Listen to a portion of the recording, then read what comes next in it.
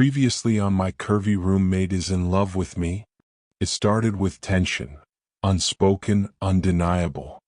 Jane and Gerald, two hearts sharing the same space, both too afraid to cross the invisible line between friendship and something more. For months they danced around it, lingering glances that said too much, accidental touches that left them breathless. But neither dared to speak the truth out loud. Then everything changed. That night the air grew heavy, thick with words they couldn't say. In the quiet of their apartment something broke. A kiss. Soft. Tentative. But beneath that softness lay a storm, years of longing finally unleashed. It wasn't just a kiss, it was a confession. And for a fleeting moment it felt like enough. Like maybe, just maybe, they were on the edge of something real. Jane lies awake, staring at the ceiling, lost in thought. Gerald, beside her, lost in dreams. But when the lights go out, doubts creep in.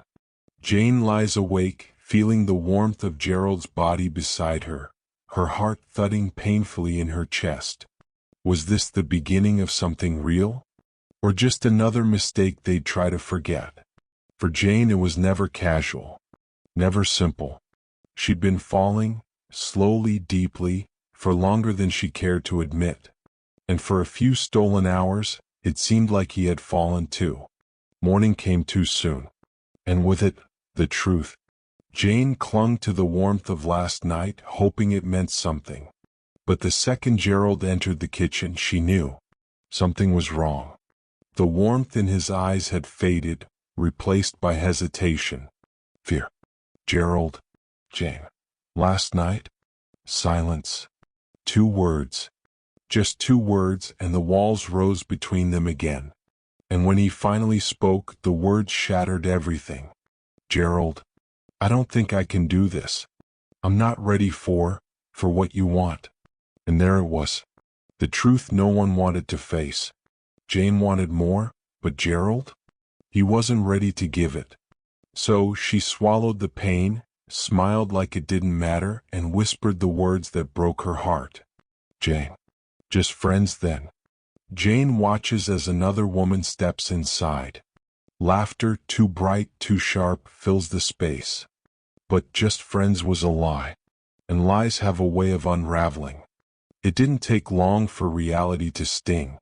Another woman. Another reminder that she wasn't enough for him. Jane watched, pretending it didn't hurt. Telling herself this was what she agreed to. But the heart doesn't follow rules. And no matter how much she tried to stay indifferent, she couldn't stop the ache every time he smiled at someone else. Beat the weight of longing. And yet, there were moments, fleeting, fragile, when Gerald's gaze lingered. When regret clouded his eyes. And in those moments, Jane wondered, did he feel it too? Was there a part of him still holding on? Fade to black. Cut to apartment, late night. Gerald stares at the ceiling, restless. The weight of everything pressing down. Narrator. And Gerald? He wasn't as unaffected as he pretended to be. Alone in the dark, he wrestled with his own heart. He thought keeping things simple meant keeping them safe. But all he found was emptiness. The truth was he wanted her. Needed her. But fear held him back. Fear of ruining what they had, fear of not being enough. So he chose distance. Simplicity. And every day he felt himself losing her a little more. Jane curled up, silent tears slipping down her face. And Jane? She was tired. Tired of pretending it didn't hurt. Tired of being the one left behind. That night had meant everything to her, but to Gerald it was a mistake. And now she was the only one still holding on to a moment he'd already let go. Maybe that was the cruelest part, knowing that deep down he felt it too. And still, he chose to walk away. And in the quiet, as tears slipped down her face, Jane couldn't stop herself from wondering, what if he had chosen her? The air inside Jane's apartment is thick with frustration. The moment she steps in, exhaustion hanging on her shoulders, she sees it, the all-too-familiar scene. Kim, sprawled across the couch, comfortably wrapped in Jane's hoodie, carelessly munching on Jane's snacks. A lazy wave. Barely an acknowledgement. Another invasion of her space. And something inside Jane snaps. A pressure long suppressed erupts like a silent scream in her mind. Jane storms past the scene, past the remnants of her patience, her footsteps hard and deliberate as she moves toward Gerald's room. There he is, the orchestrator of her torment. Oblivious, as always. She speaks, voice taut with years of restraint. Gerald barely looks up, dismisses her concerns with a flick of his hand, a half-hearted remark. A mistake. Because Jane is beyond anger now. Her silence is no longer submission. It is strategy. And she is about to turn the tables.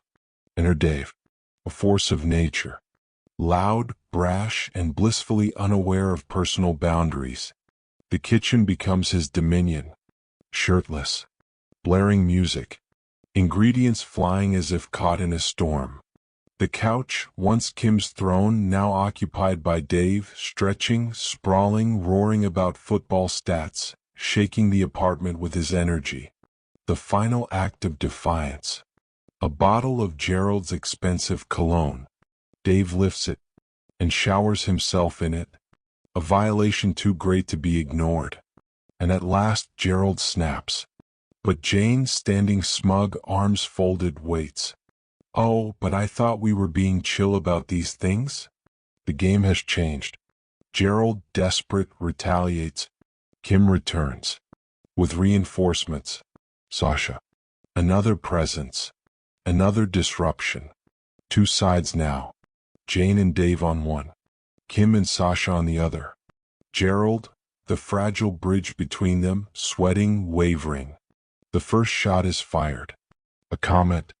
A challenge. A sneer disguised as civility. And then, an explosion. Kim lunges. Sasha retaliates. Dave, ever the opportunist, records it all. And Gerald, poor trapped Gerald, gets caught in the crossfire. The neighbors had enough. They called. And then, a new authority enters the scene. A force no one can argue with. The officers step inside. Assess the wreckage. Kim, ever the actress, feigns distress. Tears that do not exist. Accusations that do not hold weight. She tried to kick me out in the middle of the night. That's harassment. Jane, stunned, can only choke out a response. In my own apartment? Gerald, scrambling for damage control, laughs nervously. It's not that serious. But the police do not deal in trivialities. A warning is issued. The dust settles. The war is over. But at what cost? Jane sits alone. The weight of it all pressing down on her. Her phone buzzes. A message. From Gerald. You up? Her eyes linger on the screen. She does not reply. And that, my friends, is how you properly start a rebellion. When roommates go rogue, no snack is safe and no boundary is sacred. Jane's patience? Gone. Her silence? A weapon. And with Dave crashing the scene, everything Jane's been holding back erupts into full-blown chaos. Gerald thought he had control, until the cologne incident tipped the scales. And when Kim brought in backup with Sasha, it was game on. The battle lines were drawn. Sides were chosen. But in the end, not even Gerald's smooth talking could save them from the ultimate authority, the police.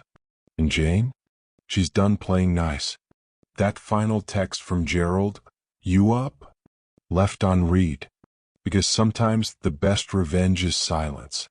If you love this messy, drama-filled showdown, smash that like button, share the chaos with your friends, and hit subscribe for more juicy stories coming your way.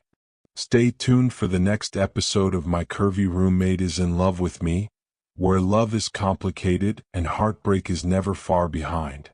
Thanks for watching. Don't forget to like, comment, and subscribe.